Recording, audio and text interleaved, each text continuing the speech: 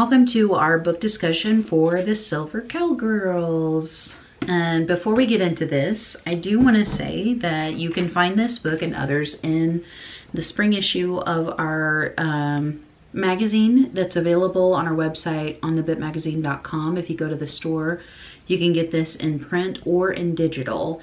And I will say that our digital has extra bonus content, videos, blog posts, all sorts of extra stuff, like meet the writers, that kind of stuff that you won't find in the print magazine. So if you are interested in that, head over to our store and get it. Today we're going to be going over The Silver Cowgirls. It's a book by Alicia Martin. If you've not read this book already, this is a book discussion. It is not a book review, so there's going to be spoilers in there. People are going to be talking about things in the comments, so if you haven't read the book already, I recommend you get it and read it and then come back and tell us what you think. Excuse my pets, they're in the room, and my dog is a boxer, so she likes to snore, so there may be some pauses in this video. All right, so basically what I do in my book discussion videos is I kind of break it down chapter by chapter, and I just kind of go through and voice whatever my thoughts are. I would love to hear what your thoughts are, so if you do have a thought, feel free to share it in the comments so that other people can also talk about it too, or they can respond to your comment, that kind of stuff. So I'm going to start out by reading the synopsis. 4 women, Presley, Rachel, Wheezy, and Gigi, are facing midlife transformations. Each has a life complicated with diversity and challenges, a cheating husband, a life-threatening illness, an empty nest, and a devastating career backlash. Feeling powerless, both physically and mentally, the 4 begin to question their existence. After over 3 decades of separation, one memorable photo and a chance meeting help them bond over their shared love of horses. They decide to reinvent the year from their early 20s when they most felt alive. Can their friendship and passion for horses bring healing? Under the guidance of once renowned trainer Gertrude Steele, now a recluse in fear of her own disability, can these women reunite as friends, or will their quest for the lost Silver Spur Championship drive an even deeper wedge between them? Dun, dun, dun. The Silver Cowgirls. All right, so the book starts out with Presley, and as it goes along, it introduces each lady and kind of what they're going through. Now, keep in mind, this is my own opinion. I liked the book. I thought that it was really well written. It kept me engaged. But, you know, again, these thoughts are my own opinion, so if you have your own, feel free to share them with us. So we're going to start with chapter 1. We start out first with Presley. She's our first lady that we're introduced to who's facing this horrible life-changing diagnosis of cancer. She finally decides that she's going to ride her old mare Cleo in the sea. All of us have had that dream, right? Which is something she's been waiting 18 years to do. Right off the bat, this book makes you ask yourself questions, which is fantastic. There's something in everyone's life that we put off, waiting for the perfect moment, not realizing that the only moment that we have is now. We're not promised tomorrow. And it seems like this is something that Presley's kind of figured out too. Sometimes it takes something really horrible to make us realize that, because day-to-day life can be so mundane and you don't really think about time passing, that kind of stuff, or what you're missing out on or what you're not really paying attention to in your life. But then something horrible can happen and you start to question things, or you start to look back on your life like, I should have enjoyed that more, or I shouldn't have been so hard on myself, that kind of stuff. I especially love these few sentences on page 3 and 4. Cleo rounded in playful leaps, her neck bowed and her head shaking as if giggling inside. Presley's insides stumbled too. The movement tickled and she laughed out loud for the first time in months. Horses are so amazing. They're so freeing. They can make you feel things that no one else can and nothing else can. When you're going through the worst in life, they're the best therapist and pick-me-up that life can offer. No joke. They're best secret keepers, best therapists. They listen. They don't judge. They're amazing. There's nothing else to it. Then we get to real life, where we dream up this wonderful scenario only to find that seagulls pull out hair and storms roll in, and we find out that Presley is actually dreaming in an MRI or a CT scanner. As someone who works in healthcare, it's wonder that anyone can fall asleep in an MRI machine. Those things are so loud. But going back to Presley again, you only have now. The moment that we thought that she was having in the sea, playing with her pony and living the dream that she's been waiting for, is literally just a dream. She said it was the dream that never managed to materialize as life had stepped in the way. It's always going to do that. There's always something that needs to be done. There's always somewhere you need to go. There's always 500 things left on your to-do list. Life is always going to get in the way. Moving right along, as Presley gets out of the MRI scanner or the CT scanner, whichever one she's in, I'm just going to play the devil's advocate here because I work in healthcare. I've worked in healthcare for 20 years. I've dealt with a lot of different types of patients. I've held people's hands as they passed away. I've been the one that pulls the breathing tube out. I've hugged family members as their loved one has died. It can be massively overwhelming to work in this career field, no matter if you're a nurse, a respiratory therapist like me, a doctor, whoever. We all play a part, and we see a lot of really horrible things happen. I did feel sorry for the technician that was performing Presley's testing. Everyone goes through things, and when we're going through something big in our lives, it can make you feel completely alone, like no one understands you. And maybe they don't because they've never been in the same situation. But I wasn't a fan of how upset Presley got at the technician. She was just trying to be lighthearted in an otherwise hard situation, and Presley got irritated with her because she didn't know anything about horses and didn't like the way that she talked. Honestly, this has been an argument from the beginning of time. I'd much rather someone tell me that I'm doing awesome and try to keep my spirits up than the opposite, because it's a lot easier to be unkind than it is to be kind. I feel compassion for Presley, but she seems to make a bad situation worse here on her own. It's hard to stay upbeat when we're going through tough times, so I tried to cut her some slack, but she seemed to have a poor mentality at the end of this chapter. What do you guys think? This part also made me think of my mother and father-in-law, and if they're watching, I love you so much, and I'm sorry. But one thing that really makes them upset is if someone calls them honey or sugar or sweetie or something like that. I am absolutely guilty of this sometimes. A lot of times I'll walk in and instead of saying, Mr. Smith, I'm here to give you a breathing treatment, I'll say, how you doing today, hun? I'm here to give you a breathing treatment. I'm Misty from respiratory. So I am so guilty of that sometimes. But in my shoes, when someone calls me that, I don't take it literally. I don't literally think that I'm their sweetie or their honey or whatever. I just think in terms of a positive that somebody's trying to make me feel at ease or make me feel not like a patient. I've been a patient. I know how horrible it can be, and I know how upsetting it is when you're in pain and you're scared and you don't really know what's going to happen or you just want to feel better. I've been there. They could very well be treating me poorly or calling me something horrible. I'd rather have the positive emotion. I know when I do it, I don't mean any disrespect. It's just that in that moment, I know that the person that I'm talking to is scared. They are without their family. They're alone in a lot of these situations, and I just want to make them feel at home and less scared. I get that some people take it quite literally and it seems disrespectful, but other people get absolutely angry if you call them sir or ma'am or even Mr. Smith. That's my father. Don't call me that. So it's like you cannot win. So instead of thinking of it like you're thinking of it disrespectfully, just think of it like they're not being mean to me. They're not being unkind. They're not coming on to me. It's just they're trying to make me feel better in a horrible situation. So the point of this rant is to just put a different perspective out there. Think differently when you think people are being unkind when they aren't meaning to be that way at all. So rant over. I know Presley was scared. She was probably so overwhelmed with what her diagnosis was or like whether her cancer was still there or if it was in remission that it like little things irritate us when we're super grumpy. They just get overwhelming, frustrating. Like I know when I'm upset or grumpy or if I haven't slept well or if I'm worried about something, I can be an absolute bear. So I totally get why she reacted that way, but that's just a little something from one healthcare person to anybody out there that may be watching. Try to be kind, even if life is treating you unkindly. moving on to chapter 2. I really like Brad's character, Presley's husband. There's nothing like a good, solid man in your life. And I really liked Tilly's character too. She's my kind of lady. Presley is down in the dumps and she just doesn't want to hear it. She'd rather be a positive force and approaches everything with a mantra of, it's life.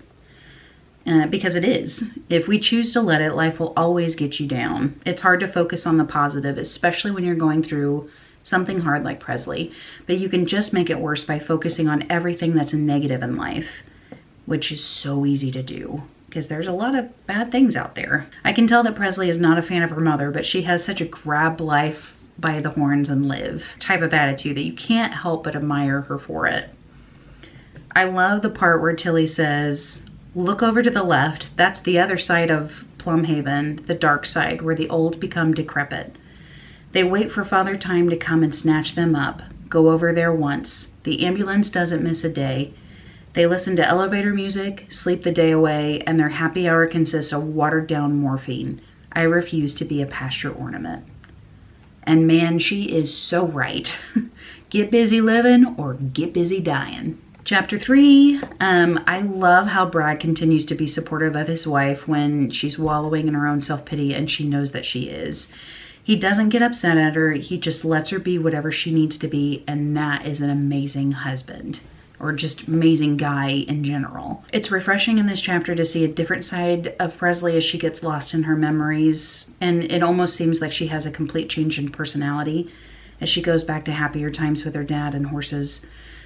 Almost like she's been stuck in this sad, scared place for so long that it's completely changed who she is. Let's be real.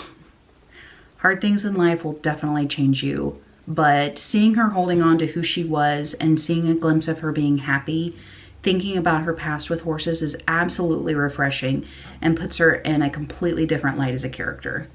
When it's Cleo time, she puts aside all the things that she could be upset about and focuses on the positive thing right in front of her. And, oh, prove me wrong, but there's no better sound in the world than a horse munching on its hay. It's comforting, you know. There's no better place than standing in a quiet barn and listening to it. It's so therapeutic. In chapter 4, I'm excited to see how Presley's character will develop as she gets all the things her heart has been hoping for, which is to stay with Cleo in one place, which happens to be her family's farm.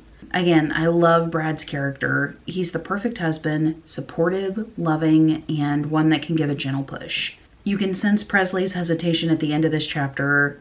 Here she has the opportunity to do all the things that she's been hoping to do for the longest time, but she seems hesitant to do any of it, even though everything is literally lined up so perfectly for her to do so. I'm sure I'd probably feel the same way, but she seems scared to forge ahead a little bit. In chapter 5, we meet Rachel, which is our second out of the 4 ladies. And she's obviously an old horse friend of Presley's. In her world, I love Roxy and Gemma's way of dealing with her in this chapter. Like, okay, we've heard it 5,000 times. Let's move on now. Here, Rachel talks about all of the ways that she struggled to bring up her daughter, and now Gemma is old enough to go off and start living her own adult life, and Rachel is a wreck. I'm not a mother, but I can imagine that it would be a shock to the system when you're used to having just you and your daughter against the world, especially when you're scared of life, as it seems Rachel is described as being. I love how all the kids from our current 2 heroines are pushing them to find their old horse friends and get a hobby. Like, you've already raised us, we're going out into the world, you did a great job, now it's your turn to get back to life. In chapter 6, first impressions of Rachel's character, she's every adult woman with a mountain on her plate that is an absolute beast at the phrase, fake it till you make it. And Roxy is her dose of reality. I love a good friend who knows you so well that they can give you the truth even when it hurts. Those are so rare to have. It's so hard to find a good friend like that, especially when you're an adult. It's really hard to make friends as an adult. With this chapter, we get our first good look at all 4 mystery girls, who they are, how they ended up together. So far, it seems that our first 2 girls look back on the photo with fond memories, but I have a feeling it wasn't all just fun and games. Chapter 7, answer this question for me. How is it that when we panic in the saddle, we accidentally give a cue to our horses to not only keep going, but to go faster? We squeezed to hold on tighter to keep from falling off, but make it harder on ourselves because the horse is like, go faster, okay. I felt horrible for Rachel in this little jaunt down memory lane. We've all been there. I'm sure we all have our little stories from 4-H and the like, having had a crazy moment when writing, but it always turns out hilarious when the danger's over and we end up in one piece. It's funny how a moment of terror can cause us to laugh about it later, as long as everything works out okay. Call me crazy, but the moments where Rachel is lost in memories seem to be the only moments when we haven't seen her having a panic attack so far. And finally, 2 of our cowgirls meet through the Cinderella program, and Brad, being the perfect husband that he is going to set up a meeting for them so they can reminisce. Perfect timing for both women who need a friend in a new direction in life. Chapter 8. Finally, Presley is getting excited. The idea of writing has her heart thumping and her hope flaring. Her husband is telling her to focus on the here and now, and she seems to finally be doing it, pulling herself out of the mire a little bit. I love how certain friendships never lose their luster. You can go years without talking and fall right back into a rhythm with some people. Those are the absolute best. Presley and Rachel lose no time reminiscing about their pasts. Add a little girl time and makeup, and you got everything you need. And at this point in the book, there's been enough mention of Gertrude Steele about how her name creeps everyone out and puts them on edge. I'm interested to know what this lady did to these girls to make them feel quite that way. And finally, the words I've been waiting to read. Suddenly, she, meaning Presley, forgot about her age, about Jamie leaving, that she was bald as a cue stick, and about her diagnosis. All those negative thoughts were replaced by a dream of capturing the champion title in the Silver Spur versatility competition. Finally, Presley, finally. She finally lets go of the things that are weighing her down and chooses to live her life and push towards something worth striving for. Chapter 9, we're introduced to our third lady, Wheezy. And so far, out of all of our ladies, I like Wheezy the best. So far, each of our ladies has seemed to reach an impasse at the same time and found themselves with some time on their hands in one way or another. With Presley, Brad made sure he was stationed in the same place and she has to wait a year to be in remission. Rachel's daughter is going off to college and her friend is taking more responsibility in her stead so she can take a break. And Wheezy finds herself accused of lying on her company's records. Wrongfully, I'll bet. And on a break until she's cleared of any accusations. So far, Wheezy is my favorite character of the book. She's tough, but sensible. She knows that she's good at her job and innocent. I especially love the little jab at the end of the chapter where her boss tells her to sit tight and basically not go anywhere else because she'll never make what she's making there. And she answers with, "Being at FG Transport was never about the money, Frank. No matter what, I already know this lady is going to be all right because she stands on good principles." Chapter 10. Right off the bat, I know that Wheezy is a good one. She tells Stan to stay behind to discover Asher's scheming ways, if not for her, then for the company's reputation. She definitely would be a good CEO. She cares about what happens to Stan even when her whole world is falling apart. More CEOs would do well to have the same character to care about their people. Unfortunately, that is not the way of most companies, as a lot of us have learned over our adulting years. I have learned that lesson. Have you? And again, we learn a valuable lesson from Wheezy in regards to Asher as Wheezy is leaving the building amidst these allegations that she did something wrong. It says, Wheezy could crush him, but not today. She remained unresponsive as if her heart stopped beating. Look unbothered, even if it takes everything in you to do so. She knows that she'll get him in the end, but for the moment, she just remains unbothered and leaves. She doesn't want to create a show, and that's exactly what he wants her to do. She doesn't give him the benefit of showing that he upset her in any way. Honestly, if this limeball was named my CEO, I would do everything I could to make sure he was found out. Her main concern was her reputation, which carried more weight than money. That's a quote from the book. Right there is what any higher up position should be based on: a good reputation and staff that love you. Unfortunately, that is not typically how it goes. In chapter 11, we finally meet our fourth lady, Gigi. Right off the bat, Gigi seems like she's in over her head. Everyone wants to be her, but her. With all of those women who envy everything about her, I can't imagine being stuck in a marriage like that, no matter how much money my husband had. That, and everyone seems super fake. Even her closest friend was talking about her behind her back. There's literally zero loyalty in her life. Reading this chapter makes me feel so lucky and happy to be middle-class nobody. These people sound absolutely horrible.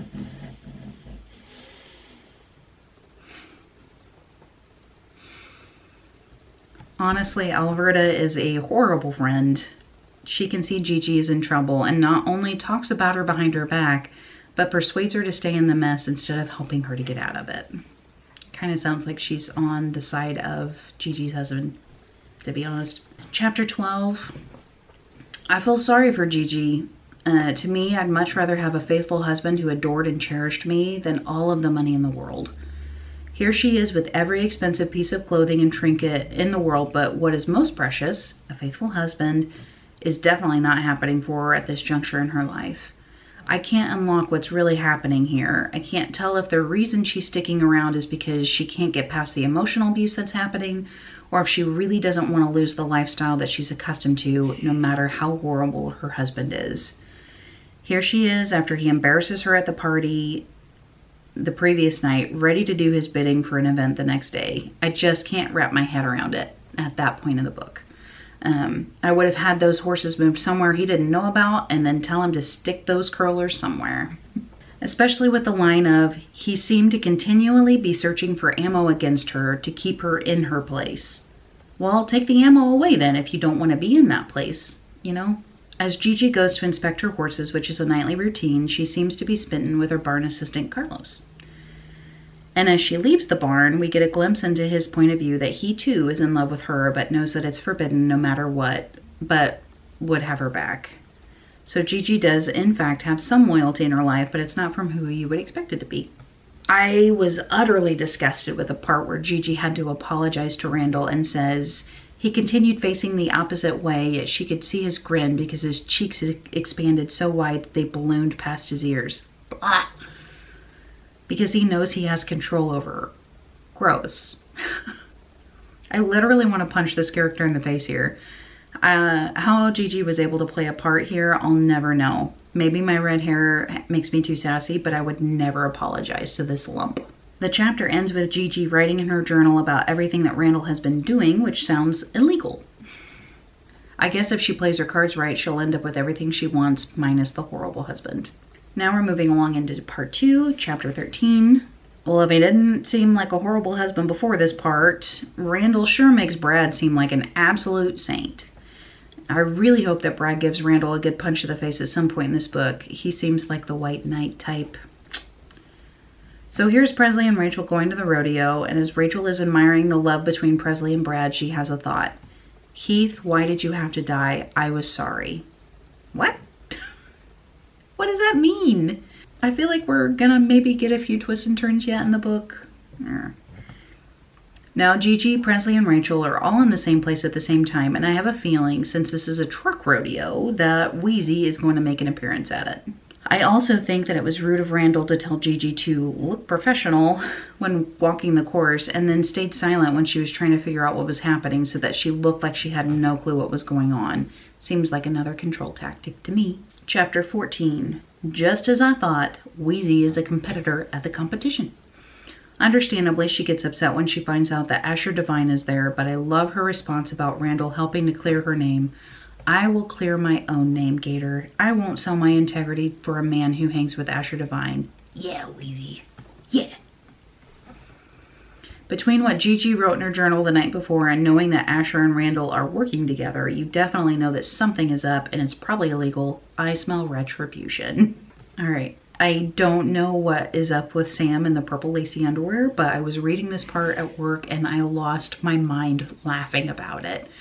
And I had to tell my friend at work, I did not see that coming.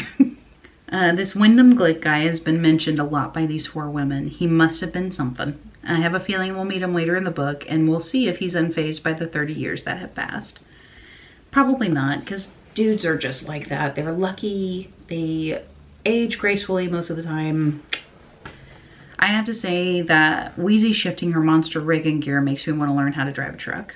I'm surprised that Presley, Rachel, and Gigi all remember Gertrude Steele with a shudder, but Wheezy seems to have liked her. After she finishes the truck course, she has a thought. I think that old trainer could have taught me to ride too. Oh well, at 51, it's a little late. But I have a feeling at the end of this book, Wheezy will be on the back of a horse. And even at age 51, it is never too late. It is never too late to get into horses. It's never too late to start riding horses. Don't ever think that. I definitely got the ick from Randall hugging Wheezy after she won the competition. Gross. Ugh, just gross. Chapter 15. Finally, Wheezy, Rachel, and Presley find their way together. And Wheezy sure says it right when she said, I thought I would never see you again, let alone in this arena. How can I say it? This is so ironic. What a perfect place for them to find each other again. Asher and Randall secretly meeting at the end of the chapter. Both of these guys are gross. Chapter 16. Wheezy talking to Darren in this chapter makes me feel so horrible for her. She thought after talking to Grody Randall that he held her in the highest regard. I like Darren. He can sniff out a bad guy right away. I'm surprised Wheezy couldn't sense it by the way Grody Randall hugged her after the competition. Ugh. But, reading a little further, she also got the ick when Grody Randall hugged her, so at least she knows something with him is off. Hopefully she'll be on her guard a little bit. I liked Wheezy's thoughts on showing a horse in a halter class for Gertrude. She said, the horse was not aware of any hurdles a black woman faced with inner city roadblocks and the racial slurs, nor what brought her to Gertrude Steele's farm in the show arena. Horses are such amazing creatures. They don't care if you're black, white, or purple. They just care how you treat them. And that's how we should be. And that's how I am. If you treat me kind, I'm going to treat you kind. If you're unkind to me, I'm just not going to have anything to do with you. They're the absolute best therapists and secret keepers. Moving on, I loved that Randall, who is constantly crushing the picture of the 4 girls anytime he found a copy of Gigi's, is making a deal unknowingly to get his wife off his back with one of the 4 girls to take her along with them. Seems like justice. Gosh, I cannot wait for this guy to get what's coming to him, especially after the remark about women not making the best trainers since they're too emotional to a woman. What a complete idiot. Okay, chapter 16. Here's our first big twist of the book. Randall knows about Gigi's journal and wants her to write everything down to let her believe she had something on him. I can almost hardly read the rest of this book with the amount of ache and grody that Randall has thrown around. Okay, if you don't call him Grody Randall, what do you call him? Chapter 17. I really like Rachel's positive outlook here as her, Wheezy, and Presley are talking about the woes of their lives when she says, look how our troubles brought us together. That's a great way to look at things. I have a mantra that I say over and over in my mind, especially when I'm at work. Don't let the devil win. Staying positive is an absolute gift. For some people, it comes easily. To others, not so much, and there's a lot of work that goes in, so appreciate the positive people in your life.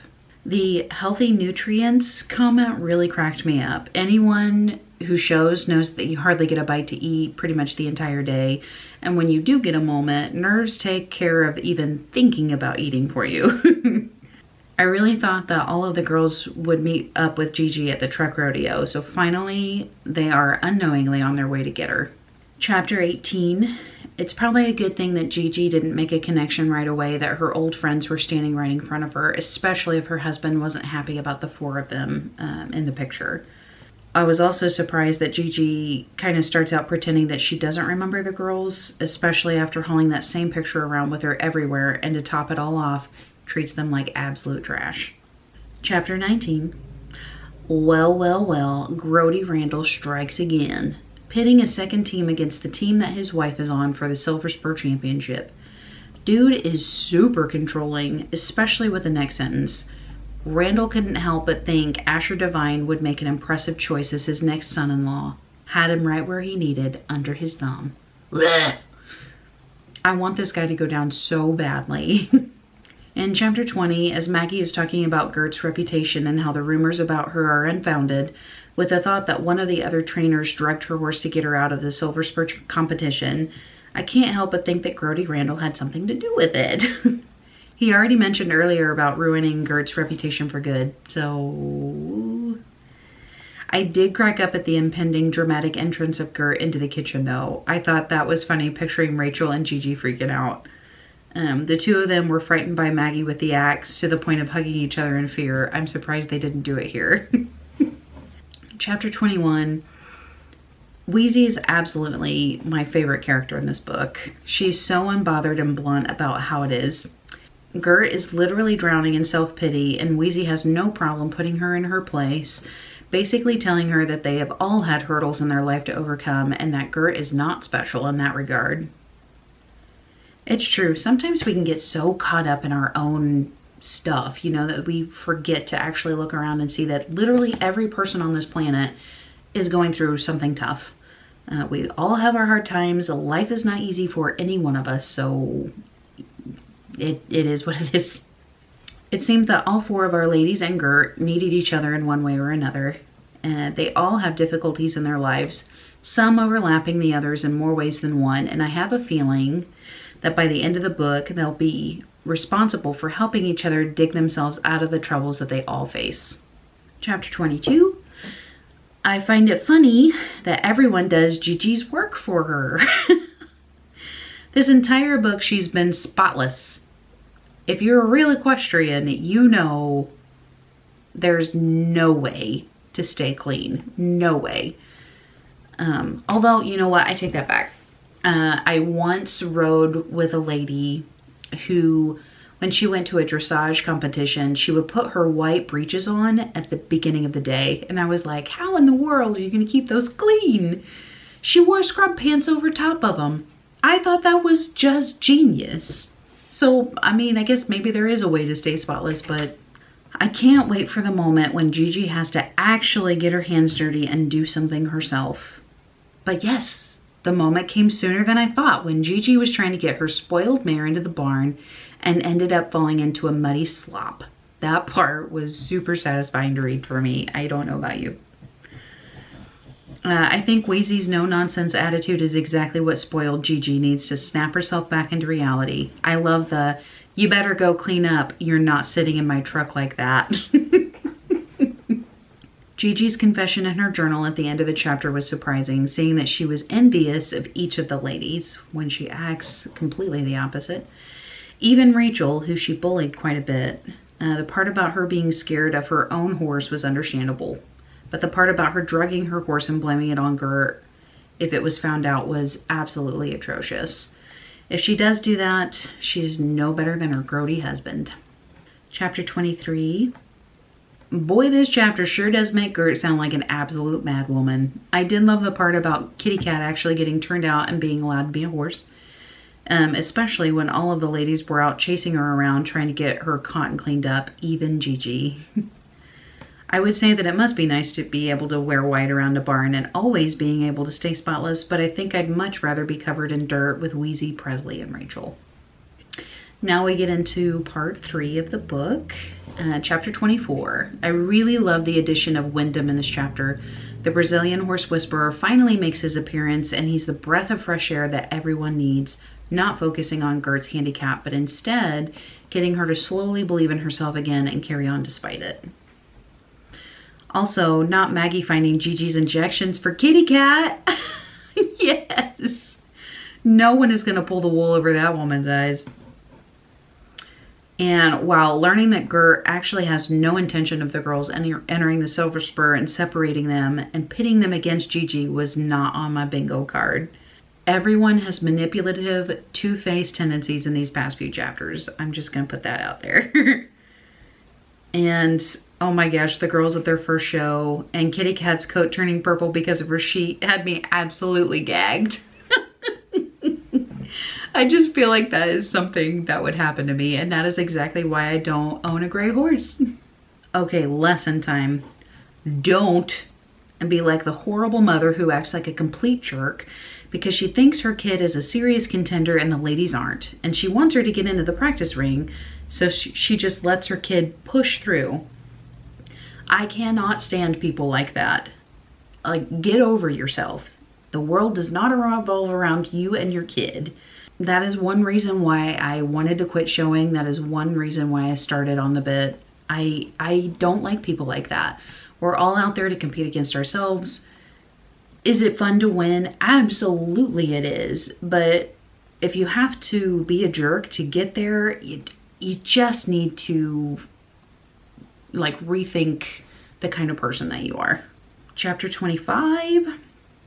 This entire chapter, the mother of the little girl, the younger girls talking badly about our four main characters, and the other mother trying to give Rachel a hard time, just cements the reason why I started on the bit. I was late to showing too, and I had a hard time adjusting to people being horrible to other people out of competition or spite. It made me not want to show anymore. Of course, people can be so incredibly cruel. It needs to stop.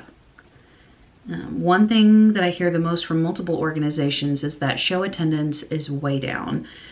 And people need to be held accountable for being horrible to other people. Otherwise, I mean, who wants to spend hundreds and hundreds of dollars, sometimes thousands of dollars, and take multiple days off of work to be bullied by other competitors? Not me. I work way too hard in a stressful environment to want to spend all of the money that I make in that stressful environment in another stressful environment. It just does not make sense. So yeah, we need to hold each other accountable, make it fun, you know. I know it's a competitive atmosphere, but you can still be competitive and not be a complete jerk. Sometimes it takes a person completely losing it, like Presley does, to kick us in the butt when we want to quit. She knows what's at stake and who is rooting for her dreams. She's not going to let anyone step on it. She definitely earned my respect here.